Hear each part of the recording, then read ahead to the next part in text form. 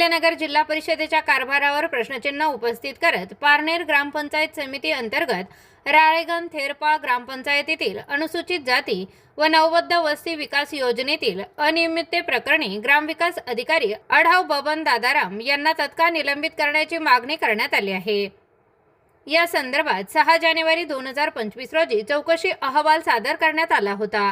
मात्र तब्बल 15 महिने उलटूनही संबंधितांवर कोणतीही कारवाई न झाल्याचा आरोप करण्यात आला आहे। सन 2022-23 मधील विकास कामांमध्ये आर्थिक अनियमितता झाल्याचे विस्तार अधिकारी आणि कनिष्ठ लेखा अधिकारी यांच्या चौकशीत समोर आले आहे। त्यानंतर ग्रामविकास अधिकारी आढाव यांना कारणे दाखवा नोटीस बजावण्यात आली होती। चौकशी दरम्यान शासकीय दस्तऐवजामध्ये फेरफार करून मूळ कागदपत्रांमध्ये बदल केल्याचेही निदर्शनास आल्याचा दावा करण्यात आला आहे। त्यामुळे संबंधित अधिकाऱ्यांना तत्काळ सेवेतून निलंबित करावे अशी मागणी करण्यात आली आहे। या प्रकरणात केवळ ग्रामविकास अधिकारीच नव्हे तर तत्कालीन सरपंच, सेक्शनल इंजिनियर आणि डेप्युटी इंजिनियर यांचाही सहभाग असल्याचा आरोप करण्यात आला असून सर्व प्रकरणाची चौकशी करून दोषींवर फौजदारी गुन्हा दाखल करण्याची मागणी करण्यात आली आहे। तसेच शासनाच्या 7 एप्रिल 2025 आणि 18 जानेवारी 2013च्या परिपत्रकानुसार तक्रारीवर निश्चित मुदतीत कारवाई करणे बंधनकारक असतानाही उपमुख्य कार्यकारी अधिकारी यांनी दुर्लक्ष केल्याचा आरोप करण्यात आला आहे। त्यामुळे संबंधित अधिकाऱ्यांवरही महाराष्ट्र नागरी सेवा नियमानुसार शिस्तभंगाची कारवाई करावी अशी मागणी करण्यात आली आहे। जर कारवाई नाही झाली तर नगर पुणे हायवे चक्का जाम आंदोलन करण्यात येईल असा इशारा उपोषणकर्त्यांनी दिला आहे। नमस्कार, मी ग्रामपंचायत सदस्य बाजीराव कारकिले, राळेगण थेरपाळ। आमच्या राळेगण थेरपाळ मध्ये दलित वस्ती अंतर्गत मोठा अपहार झाल्याचा निष्पन्न झालेला आहे आणि तो अपहार निष्पन्न झाल्याच्या नंतर बीडीओनी मुख्य कार्यकारी अधिकारी यांना तो अहवाल व संबंधित कागदपत्र पाठवलेले असून त्याच्यावरती कारवाई करण्याची मागणी केली होती, परंतु तो अद्याप उपमुख्य कार्यकारी अधिकारी यांनी कुठली कारवाई न करता त्याला पाठीशी घालण्याचा प्रयत्न करत आहेत। ते आम्हाला निदर्शनास आल्याच्या नंतर आम्ही उपोषणाचा इशारा दिला। उपोषणाचा इशारा दिल्यानंतर त्याच्यावरती कारवाई ही झालीच पाहिजे हा आमचा अजेंडा आहे।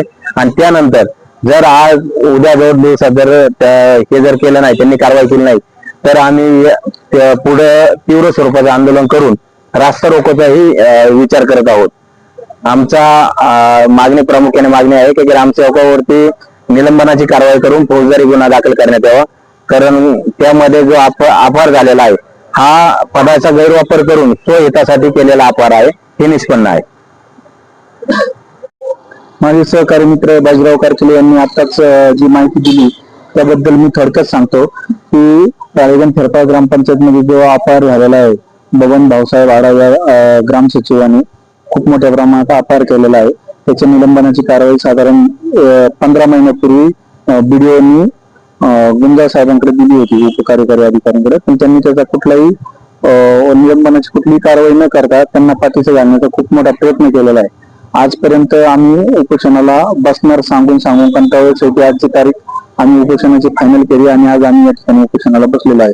जर यांच्यावर, ह्या भ्रष्ट अधिकाऱ्यांवर जर निलंबनाची कारवाई जर झाली नाही तर आम्ही वेगवेगळ्या पद्धतीने उपोषण करणारच आहोत आणि हे उपोषण जोपर्यंत निलंबनाची कारवाई होत नाही तोपर्यंत आम्ही उपोषण चालू ठेवणार आहे। जर उपोषण झालं नाही तर नगर पुणे हायवे हा पूर्णपणे सुपा किंवा गव्हाणवाडी फाट्यावर पूर्णपणे चक्का जाम करणार आहोत। त्याचप्रमाणे राळेगण थेरपाळ ते निगोज जो रोड आहे हा पण पूर्णपणे बंद करण्याचा आम्ही निर्णय घेणार आहोत। पण 1-2 दिवसानंतर जर कारवाई झाली नाही तर या भ्रष्ट अधिकाऱ्यावर निलंबनाची कारवाई व्हावी आणि फौजदारी गुन्हा दाखल झाला पाहिजे। ज्यांना राजकीय लोकांचे आशीर्वाद असल्याशिवाय कुठलाही अधिकारी या भ्रष्ट अधिकाऱ्यांना पाठीशी घालत नाही। आमच्या भागातले काही राजकीय अधिकारी आहेत त्यांनी यांना मोठ्या प्रमाणात आश्रय दिलेला आहे।